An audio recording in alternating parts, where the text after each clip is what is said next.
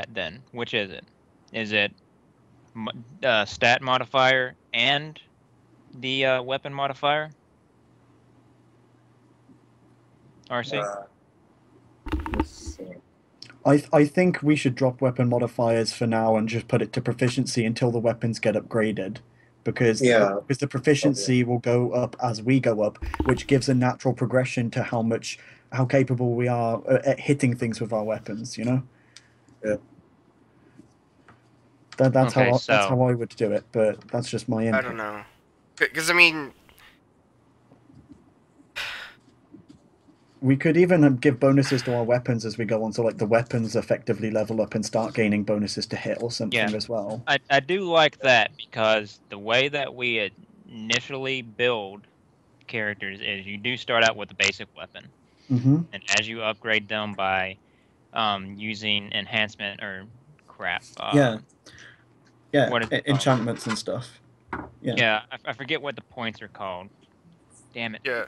But I mean, Either way, upgrading them. the weapons we have would already, in terms of the character, would already be upgraded to an extent, because these are Yeah. weapons that the characters have had for a while and have Mm. upgraded already. I get that, but then I don't understand why, like, not necessarily I don't mean to make this as a criticism, Vegeta, but like, so we've got characters who are looking to upgrade their weapons. That's not a Jita. I thought that was you who's trying to upgrade your sword, isn't it? He's trying to Yes, get. but that's something entirely different. I'm But- getting a sword made and I'm getting dust ammunition. I'm not upgrading my sword anymore. Right. Right. Okay. But I mean, like last week there was talk of upgrading weapons already, so But I mean, Oh, that was between. yeah, that's a constant thing that the characters are gonna do, especially in a world like this. yeah, They're which is what- constantly going to be trying to improve it, but they've already improved it some. Yeah, but that's what I mean. Like, you can account for that by just giving a proficiency and then have further improvements. Like, there's still improved weapons, but for the sake of like making it arbitrary and actually having some progression to go through as we level up, that's why I'd say it'd be better to stick with an attribute and proficiency. Then, as we level up, proficiency will go up every couple of levels or whatever. But that we can do work on our weapons as we progress through the school and such to make the weapons more effective. That's what I mean to say, because like I think starting like, I mean, I've already expressed to you how I feel about having like +6s and stuff at level 1 is pretty crazy. But I mean, I understand the system is, and like the context of RWBY kind of caters itself to that. But we're only like it kind of, I don't know. To me, it just kind of makes sense to actually for level up to actually be a progression. And unless we're going to get plenty of points to put into our attributes to make them higher, then the weapons aren't going to get any better. So like the weapons can't get better if we start them off with high bonuses and our proficiency doesn't Well, change. no, I mean, I think what I think if we upgrade our weapons, I think what that should do is increase the amount of damage they do, not the amount of, well, not like how easy it is to use. That Yeah. it should start like I think what we have is fine, especially considering like without a +6, I wouldn't have hit anything at all in either in either session.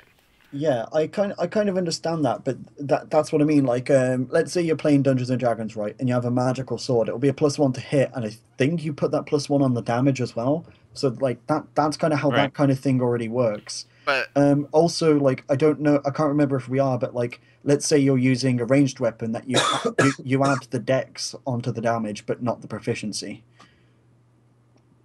Like you See- add your strength onto a melee attack as damage, and that can level up as you progress through the game as well. but I Oh. mean, I don't know. Here's the thing. I've been doing just straight the weapon modifier, so the +3.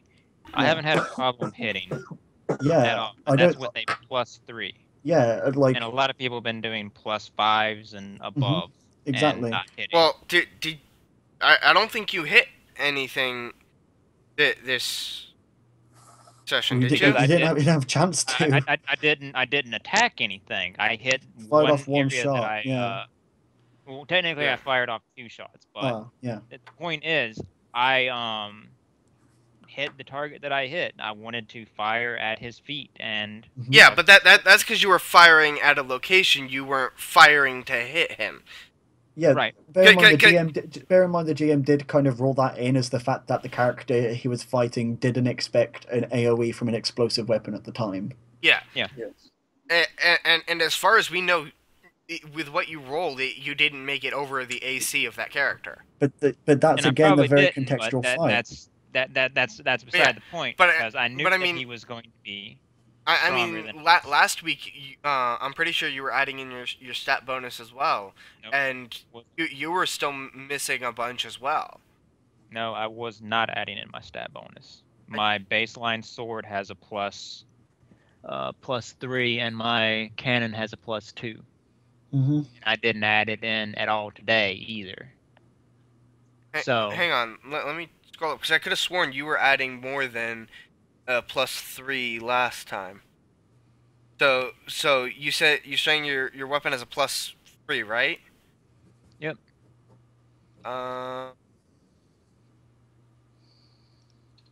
Let me scroll down to where combat. I just think it's good to Yeah, strike a balance. you were between- adding +4. I think it's just good to try and find a balance between having like capable combat skills, but actually some room to grow. Because like if the characters don't progress, to me it makes me go, why are we even leveling up then if we're just going to start off with like massive bonuses?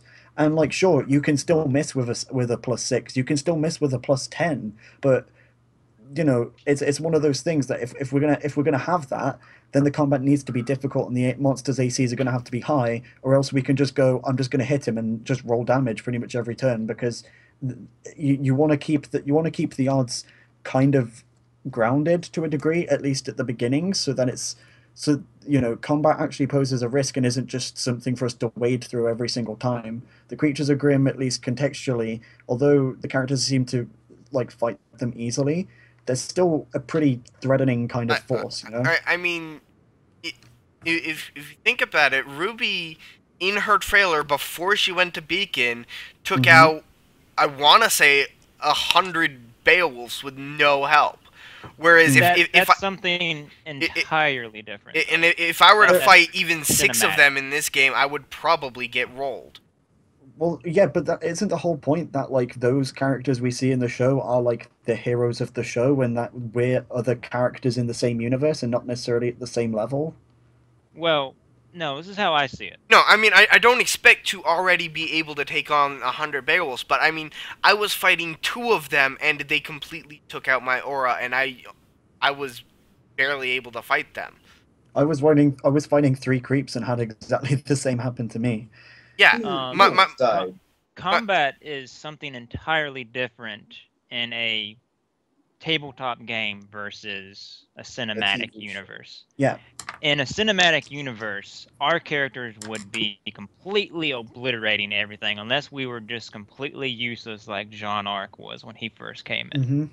Now, if you look at him at the end of Volume 2, he takes out an Ursai, a big Ursai, with relative ease.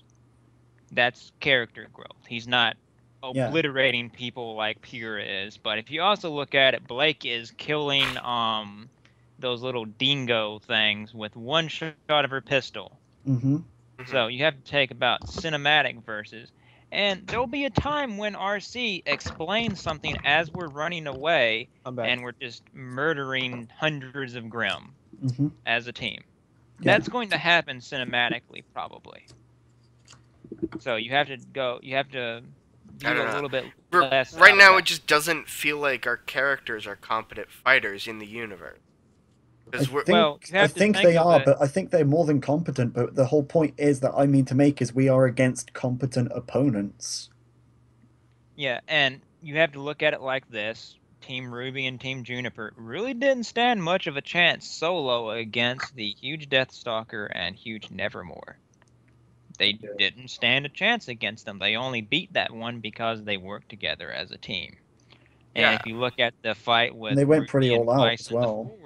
In the forest, Mm-hmm. they were having trouble with like I think 6 Beowulfs. Well, and RWBY did say that it was supposed to be easy.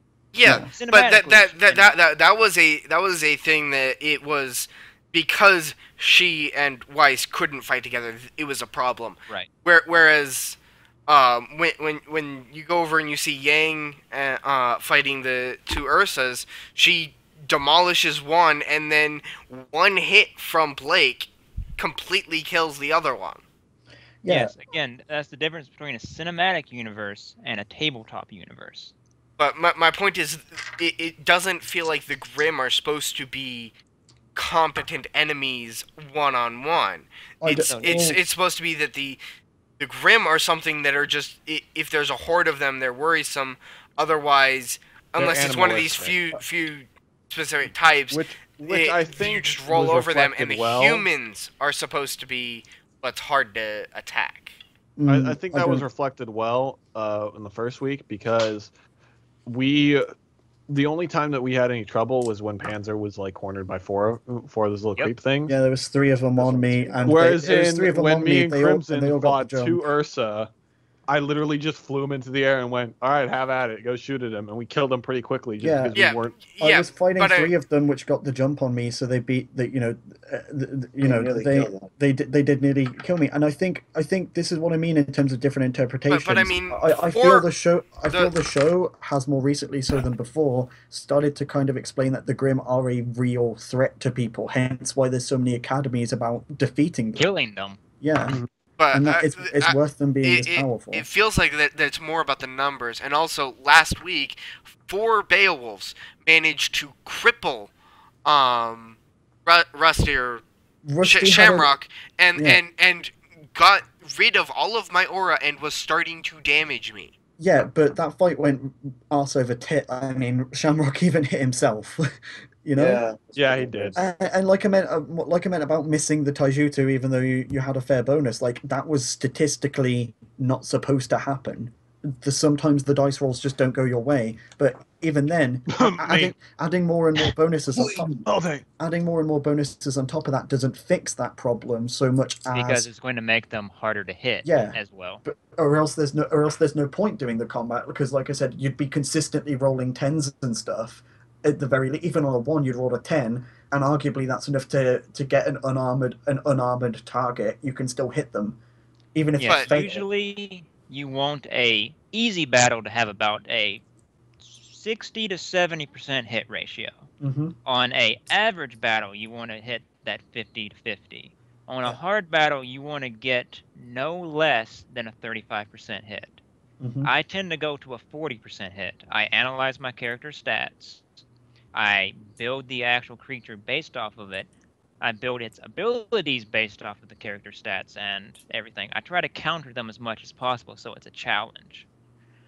Now, if you also have to think what type of Grimm we're fighting, because we now know that there's Grand Alphas, there's Alphas, and then there's the lesser things. The things that RWBY were fighting in the trailer, they weren't all that threatening. They were probably just the standard Beowulfs, and we should be able to take those out fairly easily. They could have even been more, and like you said, the whole thing is, for me at least with role-playing games, even in adventure type role-playing games where you've got very high-powered characters doing incredible things, and not so much grounding it in realism as putting forward the threat of, like, not all combat should be cinematic, or else it kind of just doesn't feel as satisfying and worth doing if it's not a challenge.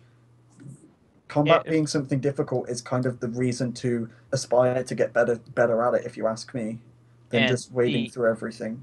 There's 2 different types of games. There's games that focus on the more practical side, like 4th edition, 5th edition, and 3.5. 4th edition is a little bit because it was trying to get into the more realistic. They just had a poor implementation. Yeah. 5th edition's got a couple of realism-bound rules as well. So yeah, if you go all the way back to first edition with FACO and all that stuff and the horribly complicated things, that was more of like, you needed an accountant to play the game with.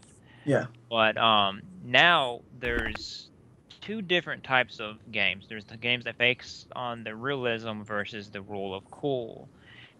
Now, the rule of cool is more along the lines of, all right, my character is going to do something really freaking amazing and just Like going Feng to Shui. murder everything. Yeah. It's